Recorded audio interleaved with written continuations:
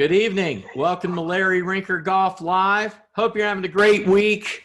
I'm really pleased to be joined this evening by my longtime friend, Mr. Bob Ford. And here we are, Larry Rinker Golf Live. We are on Thursday, 7:30 to 8 p.m. Eastern. I've got a new book out, The Journeyman, and my guest, Bob Ford, wrote a great testimonial for me on my new book. You can get that at larryrinker.com. And there is Bob Ford, my special guest this evening. And Fordy, always great to catch up with you, my friend. You too, Rink. I'm jealous. You're out there in Colorado enjoying that nice cool air. No, I am. You know, it's funny. I had a full day golf school for next Tuesday, and last time I looked at the forecast, it looked pretty good, and I got a text saying, hey, it's doesn't look very good next Tuesday. We might have to reschedule. I pulled up the weather app, and the high's 42 and the low's 24. Come on. I was like, no. I said, okay, Wow. I think we need to reschedule. Wow. Sounds like it's going to snow Wow. with those kind of temperatures, but you know, we've had a lot of fires this summer out here.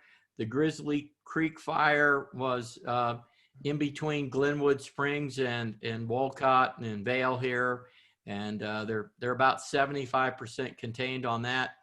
I was playing golf with my brother Lane a couple of weeks ago, and lightning hit, and the next thing we knew, there was a fire that was started about 3 miles away from us. They got that one out. They brought planes and helicopters in, and pretty amazing what these firefighters are doing all over the country. California is struggling, but you know, we're blessed that, you know, they got those out and we're okay. We're all safe here. But, you know, I know you spend your summers up at Oakmont, where you were the pro for 37 years.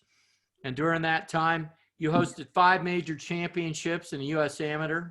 You're currently the director of golf at world-renowned Seminole Golf Club in Jupiter, Florida, and you received the prestigious Bob Jones Award during the 2017 U.S. Open at Oakmont. So that's pretty neat.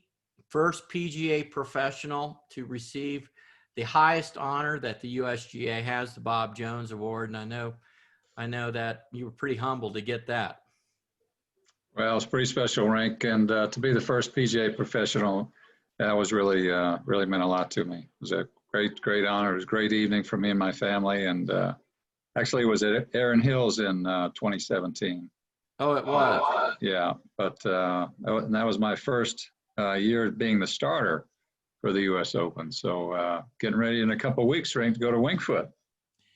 Well, you were the starter at Pebble Beach last year, and now you're getting ready to go to Winged Foot. The U.S. Open is wow, it's this month. Here we are.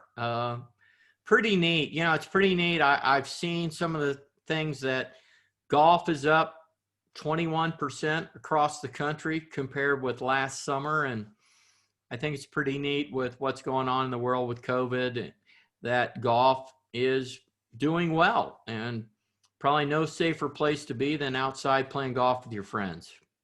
Rink, you're right. And, you know, I just hope that, you know, that enthusiasm for the game continues next year when COVID's over, which I hope happens sooner rather than later. But yeah, I mean, all the manufacturers' businesses are way up, and all the rounds are up. Guys up here in Pittsburgh, you know, by July they had exceeded the rounds that they played all of last year. So wow. It's been pretty amazing. So I hope it continues. Well, I feel we're fortunate that with what we do in the golf world, you know, there's so many people hurting that their businesses, they haven't been, you know, the whole hospitality industry has been a wreck, and, you know, it's been really tragic on them and all the people that have jobs at work in that. So I just feel lucky that I get to go and I can go teach golf and still do what I love to do, and that we're able to be outside and physical distance and do the things that we want to do. So 40, you had a thing when I had you on my Sirius XM show. I asked you, what do you do with students that are coming over the top of the plane? Because that's what we see most of the time, a right-handed golfer coming over the top of the plane, swinging too far left. And you had the 3 S's: stay on their feet, straighten that right elbow, and store the pivot. Yeah, Rank. I mean, that still works today. I mean, I think people have been really misled in our game, as you know. You and I agree 1,000%. People talk about delaying the angle, clearing the right hip or the left hip, and if you don't get rid of the club immediately from the top, and your body works first, then you're going to come over it, and then you got to save it. So you store that pivot as long as you think you can. Obviously, we don't do it very long, but just that little split second that all you great tour players did pretty naturally. And stay on the feet too. I think people leave their feet too soon. And their body turns too soon, and then they have no chance. Well, we've had this Kool-Aid that the faster you can rotate your body through the ball, the further you will hit it. And I drank that Kool-Aid trying to lag and rotate my body. I couldn't do it, but I tried it. And the next thing I knew, all I was doing was hitting it high right and blocking it right, because body rotation is a face opener, makes the club face more open. And, keeping that back at the target like Jack Nicklaus talked about, and feeling like I'm getting that club head going from the top, feeling the club swinging past my body. I don't have to go hit a bunch of golf balls anymore. My swing is my swing. I know you try to help people find their natural swings, and with Doc Wright and Right Balance, we've been able to identify people are an upper core player, a mid core player, a low core player. Most of us are upper core player. And if you've received that AARP card in the mail, you've got a high percentage chance of being upper core. So you make that good turn and you feel that club, let that club swing past you, and you use the ground, use your feet. But boy, it's a pretty simple swing, isn't it, 40?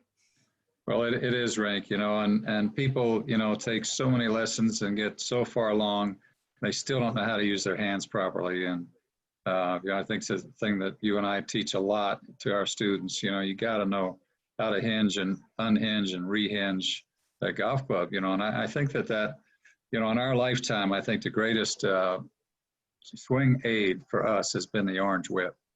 Yeah. It really lets you feel that, that club bend and swing and bend again, and just really helps your wrist play. Well, but I think people use it incorrectly because they're trying to swing like a low core player and lag and rotate with it. And I did a video on it on my YouTube page where I showed how to use it if you're an upper core or mid core, low core player. And it's just amazing how so many people are trying to lag and rotate, and that's low core. Dustin Johnson, really strong grip. I've only measured 13 low core players out of almost 900 people in the last 4 years. So I call them ghost. You don't see many. But I think the problem is we love watching the swings on tour. We all studied Hogan. We all studied these swings where people were more rotated impact than we can possibly be. And this idea that we're trying to rotate and lag the club, and boy, I drank that, and that ended my career. But it's just not the way to go. And that old drill 40 of just putting your feet together and letting the club swing and feeling what your arms, hands, and wrists are doing in the swing. I asked you this last time you're on my Sirius XM show. When did we come up with this idea that the big muscles control the little muscles? Well, it's been a while, and it's been, the youth is teaching the game, and, obviously we're old farts and we don't agree with it. But, it's, you don't know what your hands are doing. You have no idea, what you're doing. Truly. Well, that's what Lee Trevino said. If you don't know what your hands are doing, you're dead. And I especially our ladies, I see the ladies with the club too much in the palm of the hand. They don't have it in the fingers, get that heel pad on top of the club. And they just, somebody put a club across their chest and said, turn and turn. And then they just hang on and these elbows come like this and they turn through and they're real narrow. And I could pull some videos up and show you that. Please don't. Please don't. I got to do it. That's one of the cool things about this show is we can show people what we're actually talking about. Now, this is me as an upper core player, but you're going to see that when I come through the ball, those arms and hands are going by me and rotating. But if I bring up some of my ladies that I've had recently, and here's a nice lady, a nice player, but see there's the no rotation in the arms and hands right there. See that? Got to see that left hand grip right at that point right there. Yeah. But the interesting thing is if we look at her making a practice swing, look how beautifully her arms and hands rotate going through. There you go. And it makes them upset when I show them without a ball doing that, and then they see what they're doing here on the left, Yeah, just the instinct is to hold on to that club and try to lift that ball in the air, Rink, Yeah. But here's another lady I've worked with, and here she is, in a practice swing, and look how beautifully her arms and look at her release this club. Look at that. Beautiful. Beautiful. Good. Beautiful, great right? Extension. Yeah. Perfect.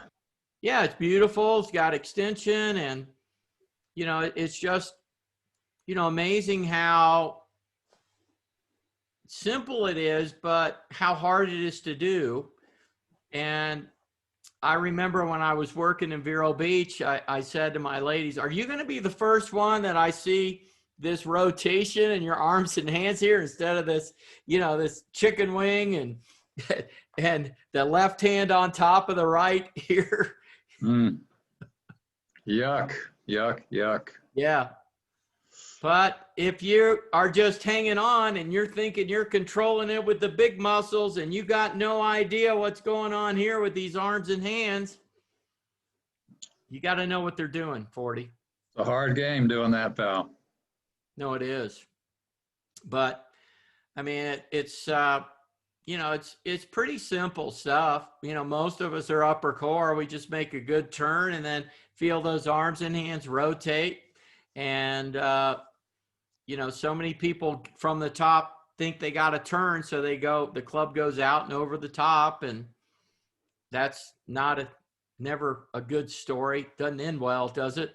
Not typically, no. They better be really strong.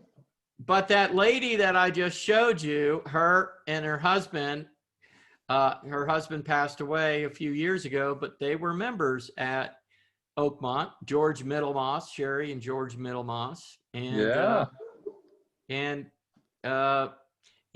when I told her, Bob Ford said to store the pivot and get this going by you, that's her thing. She's saying, got to store that pivot. Oh, that's great. That's great. Yeah, they're great folks. Yeah. But it's so many people, I think about what Jack said, Nicholas, and he talked about getting that right hip out of the way.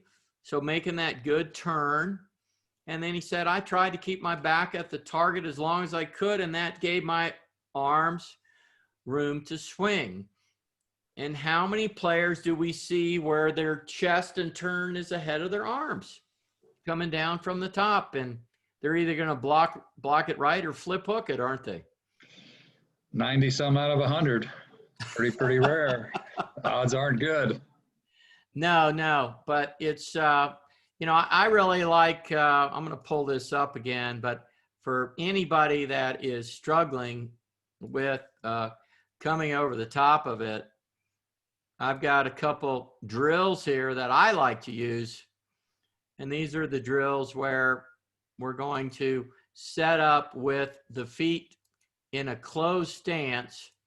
So you can see I've got my feet closed here. Let me get the right drawing tool.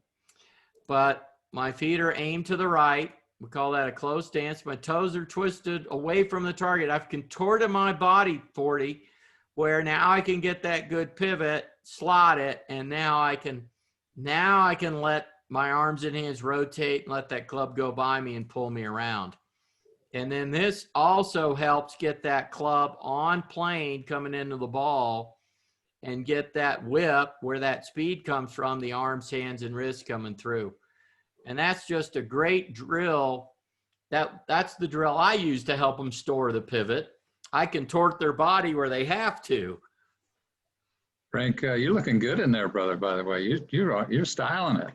But Well, I like that drill when you actually just turn all the way around, like you're hitting it 90 degrees to your target line. You know, turn your back to the target, turn your feet totally away right. from the target and swing. That retards your body's ability to pivot and makes you swing your hands and arms. Everybody hits a draw from there.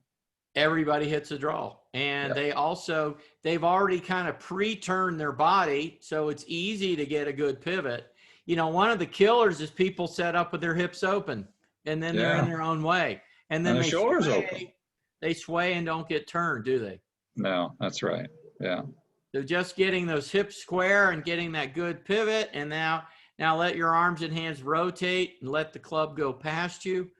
It's a pretty simple swing. It's not complicated, and it also helps people get the club on plane. So Sounds easy, Rink. what's that? Sounds easy. Well, it's easier said than done, as you know. So you kind of kick things off with golf on live TV with a match there at Seminole, where you're at. To me, Seminole's holy ground. I was born about 25 miles north of there in Stewart, so it's hallowed ground for me. And you had Ricky Fowler, Dustin Johnson, Matthew Wolff, and who was the fourth player? Guy from Ireland. What's his name? Rory. McIlroy. Oh, yeah. I think I've heard of him. Well, you know Jimmy Dunn, our czar, our president, if you will, and Jimmy was he was really hell bent to get something started in the game and get it back on TV, give people a chance to see Seminole really for the first time, and you know he connected with the TV people and he made it happen. He gets things done. Well, you're going to be hosting, I believe, a Walker Cup next year. We are, yeah, we're excited about it. We had a Zoom call yesterday morning about it, and you know we have a few scenarios that relative to the COVID issues, and hopefully things will be back to normal by early May next year when we're going to host it. And you know it'll be great. You know we already have one player selected on the team. You do? Mr. Strafassi, who won the U.S. Amateur out there. Right. Automatically my good friend Nathaniel Crosby is the captain. That's right. And That's what right. changes were made to the golf course preparing for that? And we got a sneak peek of it during this match with Rory and DJ and Ricky and Matt Wolff. I know you made a few changes to the golf course. Did the Crenshaw Court people come in and do it? They did. Jimmy hired them, and you know it's probably been 5 years now since they started. Through 2 years since they finished. But you know, Rink, we went from like 68, 90 distance to maybe almost 7,300. So Holy cow! Yeah, we picked up. I mean, it. You know, when Tiger played, he said nice little golf course, but it's a little bit more of a nice little golf course now. It's pretty hard. Well, what holes did you lengthen? You don't have that much room. I mean, is the first tee in the parking lot? No, but it's right up against the pro shop. You know, at first at 1 and 10 came back by the pro shop. They got rid of the little halfway house there. So those two, number 2 is back, you know, from like 410 maybe to 470. So number 2 and number 8, you know the golf course well. Our listeners don't, but 2 and 8 now play from the same tee box. So 8 went from 235 to 270. Wow, did you really need to do that? I don't know if I can reach from there. You and I can't, Frank. We got to, you know, drive or chip. But those kids are hitting irons. Yeah, it's crazy how far they're hitting the ball today.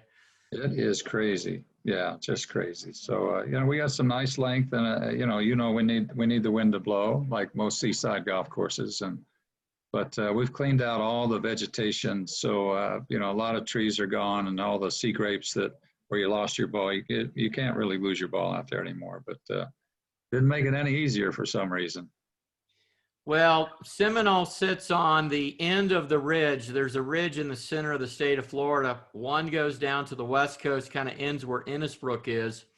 And then the other one ends right there at Seminole. You have white sand there. It's gold for a golf course architect.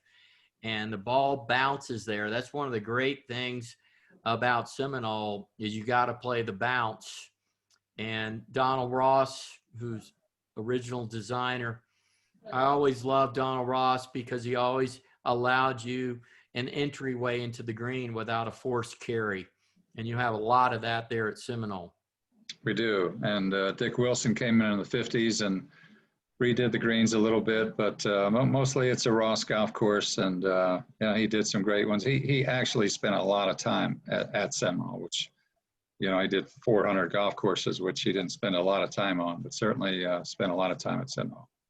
Yeah, but it's a pretty special place, and you know I'm always honored when I get a chance to play there. And it's you know I always thought that eighth hole was one of the greatest par threes. I can't believe they lengthened it 40 yards. And that hole right behind you there, 13, the par three going right there against the Atlantic Ocean. You know the whole golf course being on the Atlantic, pretty neat.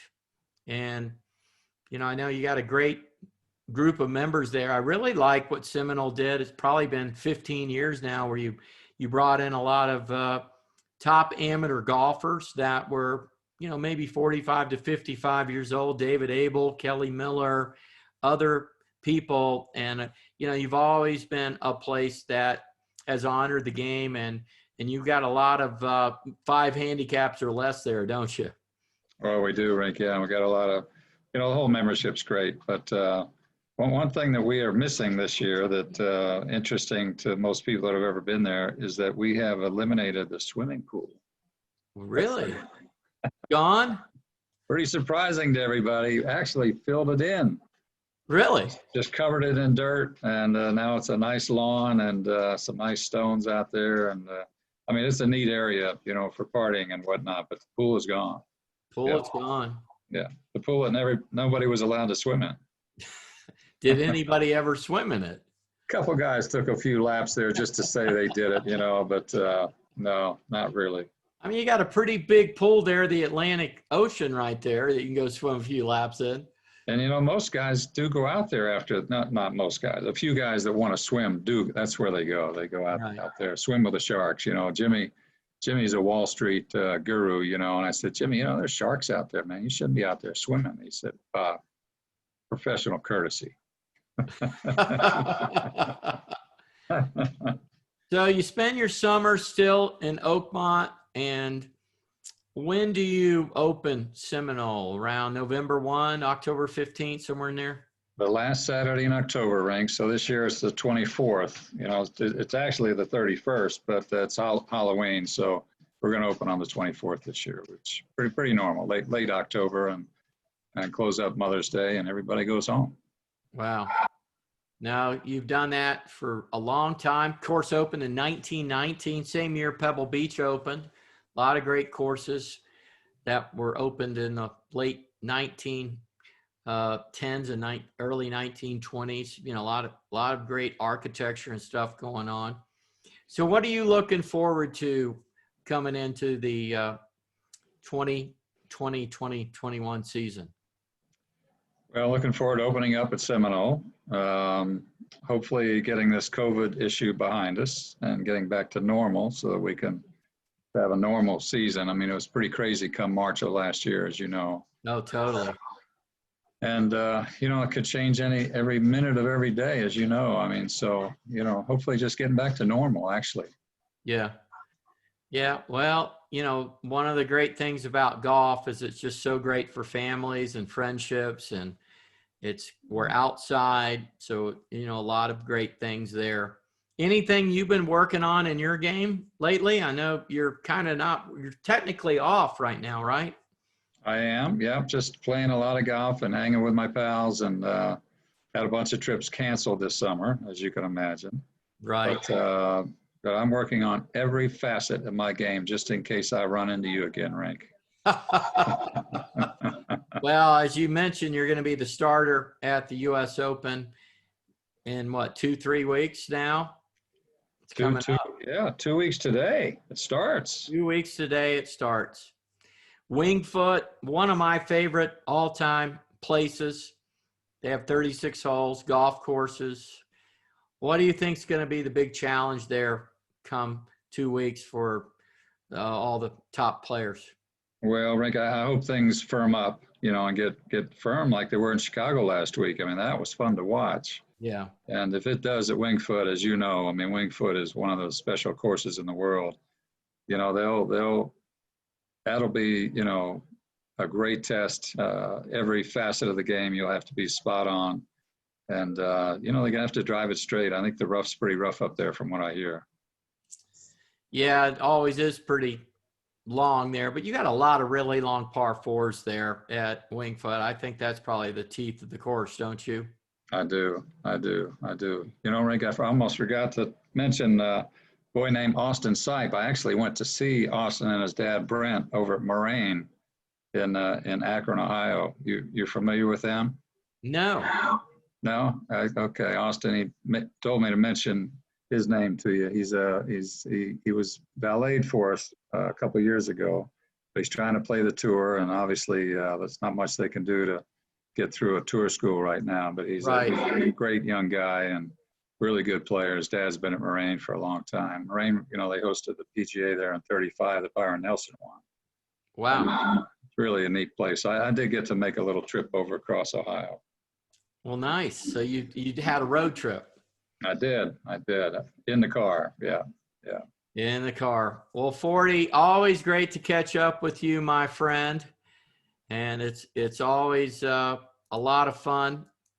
And if people want to find Bob Ford, he's at Seminole Golf Club, director of golf there. And I'd like to thank my sponsors, Titleist, FootJoy, the Ritz-Carlton Golf Club Orlando, and the Red Sky Golf Club in Vail, Colorado, and also FlightScope V1 and Scotty Cameron, Bob Vokey, FootJoy. But 40, always great to catch up with you, my friend, and stay safe and keep that game sharp. Frank, I'm trying. I can't wait to get your book and read a little bit and relearn some things. Well, hopefully there's some anecdotes in there for everybody. I really wanted it to be that. I have all my notes. I kept journals, and so I had all my notes from working with all the greats, Bob Rotella and Dick Coop, and working with Fred Shoemaker. And then I also have my lessons that I had with a lot of top teachers. And I really wanted it to be, a learning experience, and somebody could just look at it and there might be something in there that could help somebody with their game. Well, I would think there will be. Well, thanks for tuning in to Larry Rinker Golf Live. Till next week, keep swinging.